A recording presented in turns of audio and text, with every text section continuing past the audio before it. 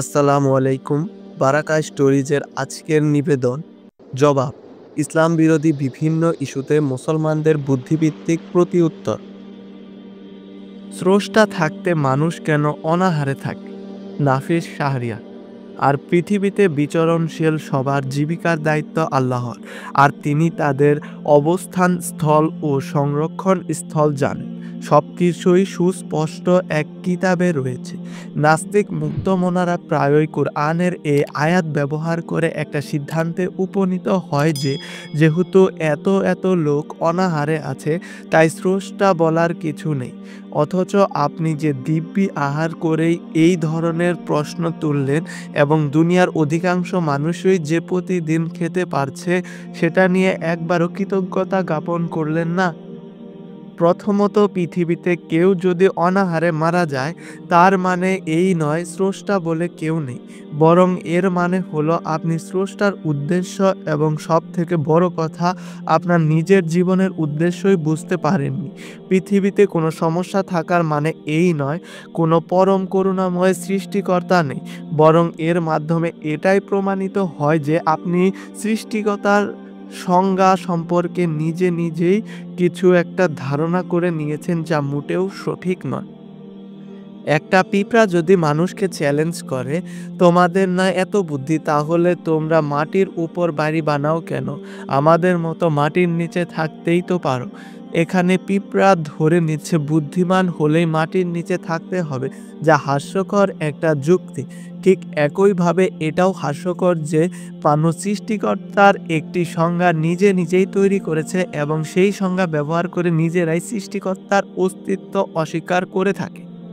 দ্বিতীয়ত, পৃথিবীতে যদি কোনো সমস্যা না থাকতো, কোনো অন্যায় না হতো, পৃথিবীতে যদি খারাপ কিছু নাই থাকতো, তাহলে আপনি বুঝতেন কি করে যে খারাপ কোনটা আর ভালো বলতেই বা কি বোঝানো হতো?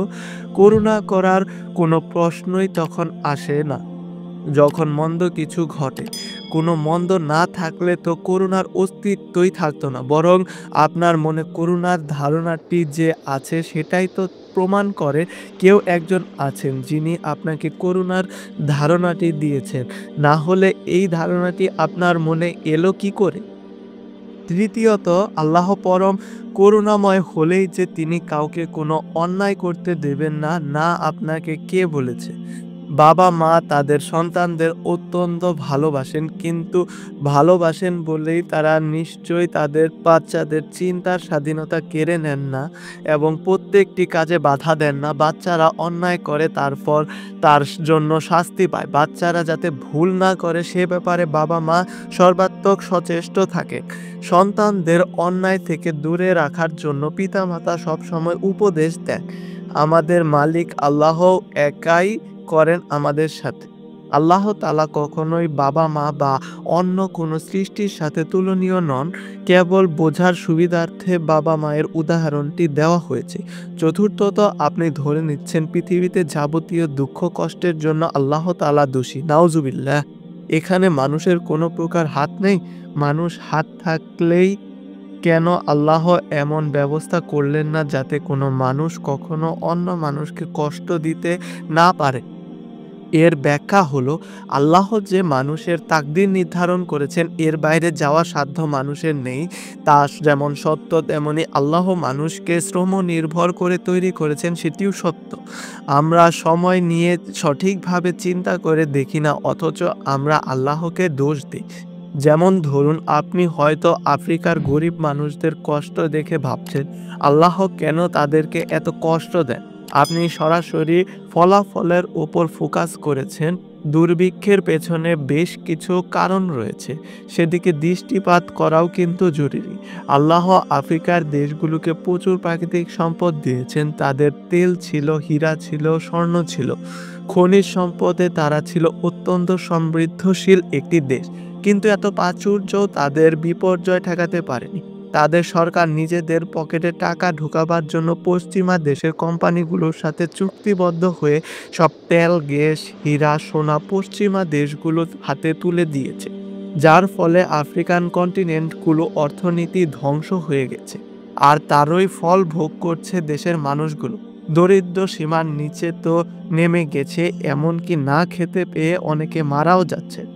আফ্রিকার গরিব দেশগুলোর সরকার যদি পররাষ্ট্র নীতিতে স্বচ্ছ এবং দক্ষ হতো, তারা নিজেদের স্বার্থের কথা না ভেবে দেশের মানুষের জন্য ভাবত, প্রাকৃতিক সম্পদগুলোর যথাযথ সুনিশ্চিত ব্যবহার নিশ্চিত করত। তারা যদি নিজেদের দেশে দক্ষ শ্রমিক তৈরি করে সেই প্রাকৃতিক সম্পদগুলো নিজেরাই ভোগ করত, তাহলে আজকে তাদের এই অবস্থা হতো না।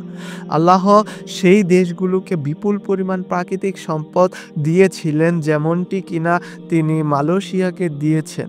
মালয়েশিয়া তাদের সম্পদের যথাযথ ব্যবহার করেছে, সম্পদের নিজেরাই কাজে লাগিয়ে এর সুফল ভোগ করছে।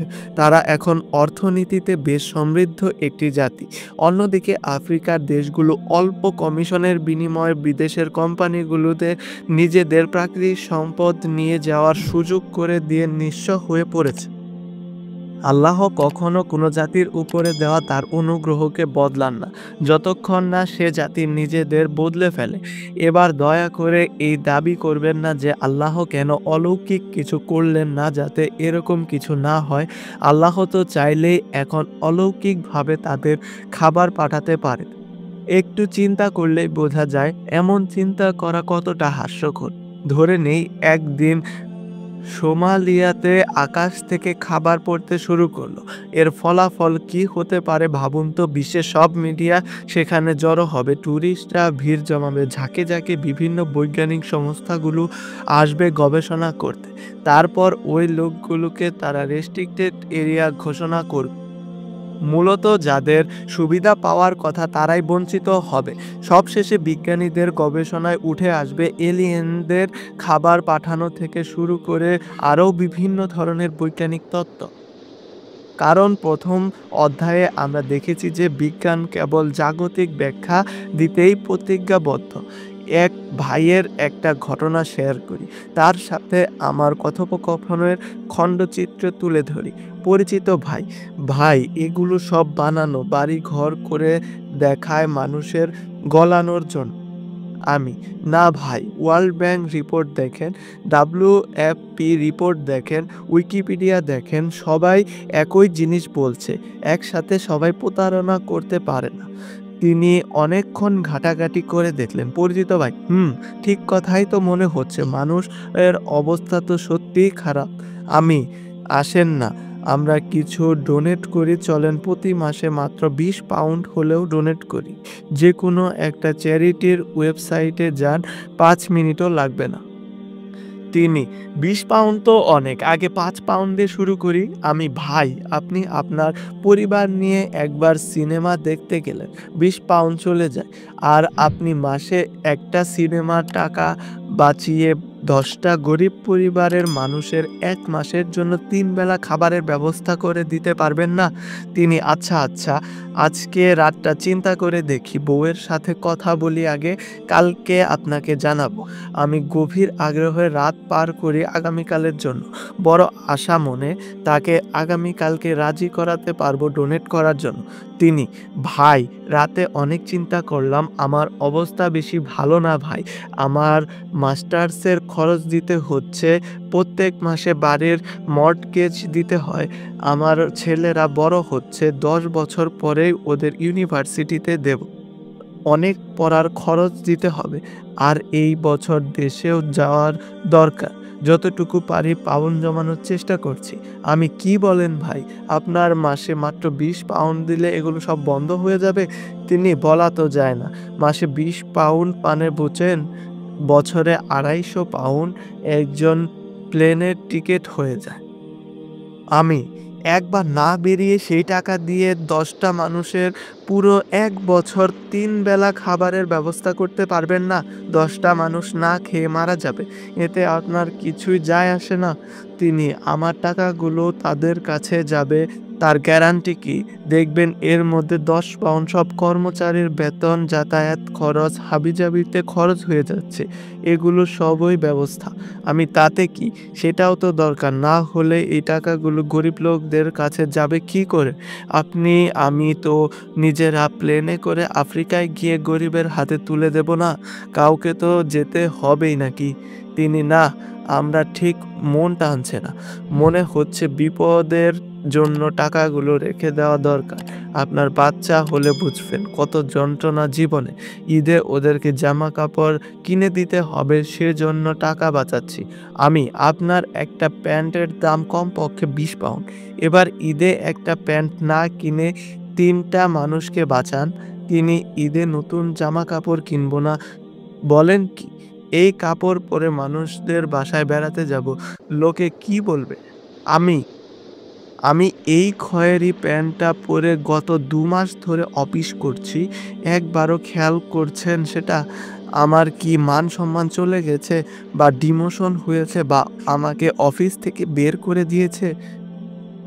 তিনি, সবাই এক না ভাই। আপনি একরকম, আমি আরেক রকম। আপনাকে পরিবার নিয়ে দুশ্চিন্তা করতে হয় না কিন্তু আমার অনেক দায়িত্ব। ভাই একটাবার চিন্তা করুন, আপনার বাচ্চা দুটো যদি ৩ দিন না খেতে পেয়ে শুকিয়ে কাঠ হয়ে যায়, দুর্বল হয়ে আপনাকে বাবা পর্যন্ত ডাকতে না পারে, চুপ করে তাকিয়ে থাকতে, থাকতে আপনার কোলে একসময় মারা যায়, তখন আপনার কেমন লাগবে? তিনি, কি সব বাজে কথা বলছেন আপনি? আস্তাগফিরুল্লাহ। ক্ষমা চাচ্ছি ভাই।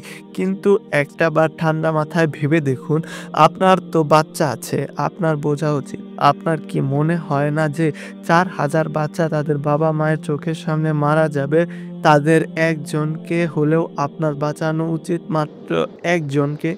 তিনি, ভাই আর কথা বলতে ভালো লাগছে না। এমনিতেই টাকা-পয়সা টানাটানি যাচ্ছে। ছেলে বড় হচ্ছে, বিয়ে করবে। তার জন্য আরেকটি বাড়ি কিনতে হবে। আগে নিজের পরিবার বাঁচাই, তারপর অন্যকে বাঁচাবো। তিনি চলে গেলেন। আমি অবাক হয়ে ভাবতে লাগলাম, মানুষ কতটা পাষাণ হয় কিভাবে? আপনি কি অস্বীকার করতে পারবেন আমাদের অধিকাংশ মন মানসিকতাই এমন, এরপরেও কি করে স্রষ্টাকে দোষ দেন? আপনি জানেন কি অনেক দেশের সরকার তাদের কৃষকদের ভর্তুকি দেয় ফসল না ফলানোর জন্য এবং অতিরিক্ত ফসল নষ্ট করার জন্য, যাতে করে বাজারে দ্রব্যমূল্য বৃদ্ধি করে বেশি লাভ করা যায়। এর আড়ার একটা সুন্দর নামও রয়েছে, এগ্রিকালচার অ্যাডজাস্টমেন্ট এসিটি। মানুষ যখন মানবতার চেয়ে নিজের পকেট ভারী করতেই বেশি ব্যস্ত, সে তখন ভারসাম্য হারাবেই। FAO এর রিপোর্ট অনুসারে পুরো পৃথিবীতে যথেষ্ট পরিমাণ খাদ্য রয়েছে, কিন্তু তারপরেও কেন মানুষ অনাহারে থাকে, ক্ষুধার্তে ধুকে ধুকে মারা যায়? এর প্রধান কারণ হলো দারিদ্র্য। আমাদের নিজেদের তৈরি পুঁজিবাদী অর্থনৈতিক ব্যবস্থা এই ভারসাম্যহীনতার জন্য দায়ী। এছাড়া FAO এর আরও একটা রিপোর্ট রয়েছে, প্রতি বছর গড়ে আমাদের খাবারের ১/৩ নষ্ট হয়, যা প্রায় ১.৩ বিলিয়ন টনের সমান।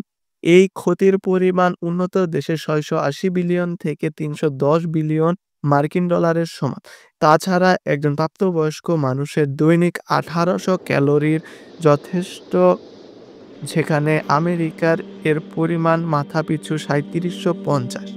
এবার ভাবুন, কিছু লোক না খেয়ে থাকছে, অন্যদিকে কিছু লোক খাবার অপচয় করছে, ইচ্ছেমতো খেয়ে তৃপ্তির ঢেকুর তুলছে আর স্রষ্টাকে দোষারোপ করছে।